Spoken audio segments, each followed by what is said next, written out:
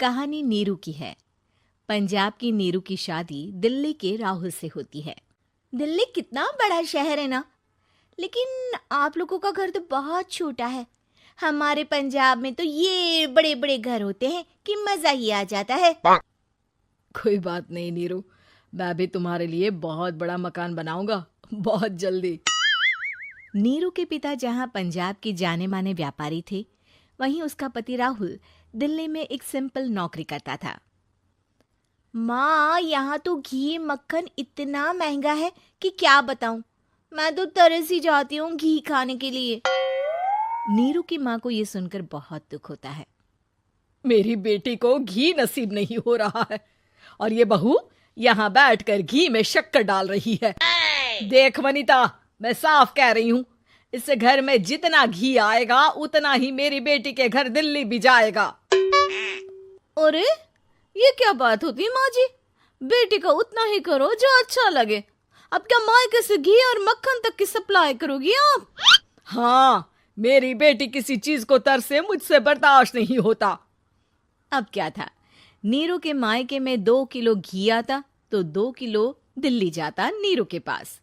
एक दिन, माँ बड़ी गर्मी पड़ती है दिल्ली में। इस घर में तो एक ही एसी है और वो भी ड्राइंग रूम में। सारा परिवार एक ही कमरे में सोता है। हाँ बेटा, वो तो हर घर की कहानी है। यहाँ भी एक ही एसी है। अरे बिल इतना आता है कि क्या बोलूं। तभी वहां राकेश आ जाता है। माँ, थोड़ी देर में यहाँ कुछ प्लम्बर आएंगे मेरे कमरे में एसी लगाने। जरा ध्यान से लगवा देना ना माँ। ओए, ऐसे कैसे तेरे कमरे में एसी लगेगा? हाँ राकेश, एक बार बात तो कर लेता। अरे पापा, वो वनिता को गर्मी में नींद नहीं आती।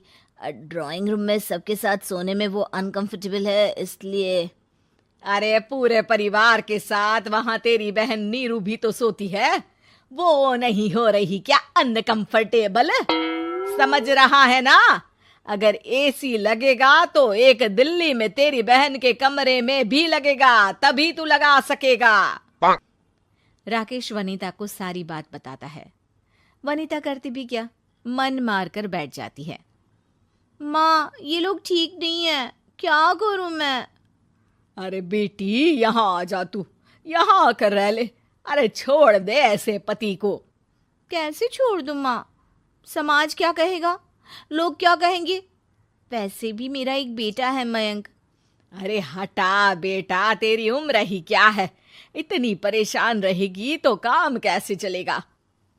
खैर, बात आई गई हो जाती है। माँ को लगता है कि नीरू ठीक है, तो वहीं नीरू के मन में एक ही लाइन चल रही होती है, यहाँ आजा। माँ ने तो बोल ही दिया है कि यहाँ आजा। बस मयंक थोड़ा सा बड़ा हो जाए, इन गरीबों को छोड़कर मैं वापस माँ के पास ही चली जाऊंगी। वो इसी सोच में बाजार में चल रही थी कि मैम, आपका दुपट्टा जमीन को छू रहा है। नीरू जैसे ही उस लड़के की तरफ देखती है, देखती ही रह जाती है। हाय रे, कितना सुंदर लड़का है ये।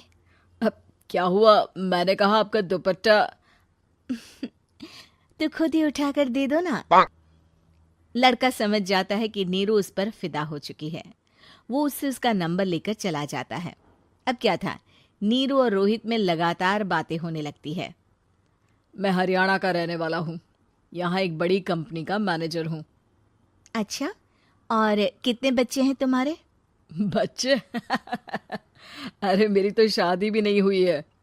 तुम बताओ, शादी करोगी? नीरू शर्मा जाती है। अब लेकिन मैं तो पहले से ही शादीशुदा हूँ। मुझे फर्क नहीं पड़ता, बस तुम शादी कर लो, भाग चलते हैं। बहुत पैसे वाला हूं मैं, हमेशा खुश रखूंगा तुम्हें। नीरू रोहित से मिलकर सारा प्लान बना लेती है और फिर एक दिन घर से भाग जाती है। दोनों शादी कर लेते हैं। शादी के बाद, क्या बात है नीरू, तुम्हें परेशान सा देखता हूँ, सब ठीक तो है ना? हाँ हाँ, सब ठीक है।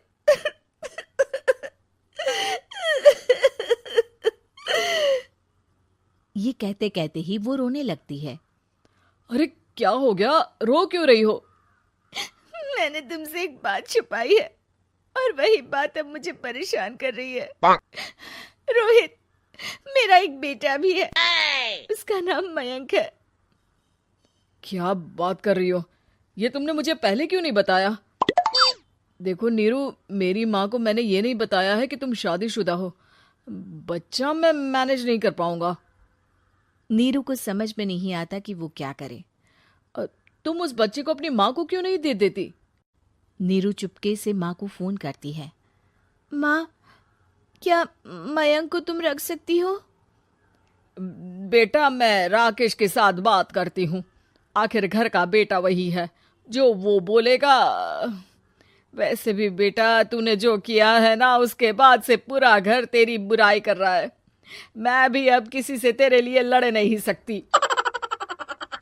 राकेश बेटा, नीरू ने तो जो किया बहुत ही बुरा किया, लेकिन मैं सोच रही थी कि क्यों ना मयंक को हम यहाँ ले आए। तभी वनीता बोल पड़ती है। वाह जी, ऐसे कैसे यहाँ ले आए? यहाँ क्या भंडारा भरा है? और जिस बच्चे की माँ ने नहीं सोचा, उसके लिए हम क्यों सोचे? नीरू को एक बार तो अपने बच्चे के बारे में सोचना चाहिए था ना। अरे लेकिन तेरे पास भी तो लड़का नहीं है ना वनीता। माँ, वनीता ठीक बोल रही है। कल को वो बड़ा होकर इसी घर का हिस्सा मांगेगा तो हम क्या करेंगे? माँ कहती भी तो क्या, वो चुप रह जाती है। वहीं नीरू का पहला पति कहता है। माँ, अगर आज भी वो वापस आ जाए तो मैं उसे माफ कर दूंगा।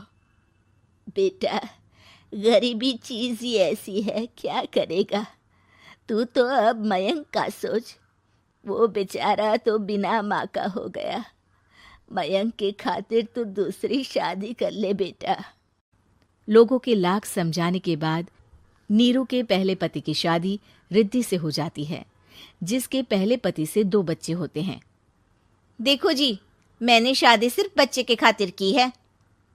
मैंने भी शादी सिर्फ बच्चों के खातिर की है। वहीं नीरू के दूसरे पति के मन में ये बात घर कर जाती है कि नीरू एक मासूम बच्चे को उसके खातिर छोड़ कर आई है। अब देखो नीरू, मुझे लगता है कि जो औरत अपनी कोख का बच्चा छोड़ सकती है, वो तो कुछ भी कर सकती है।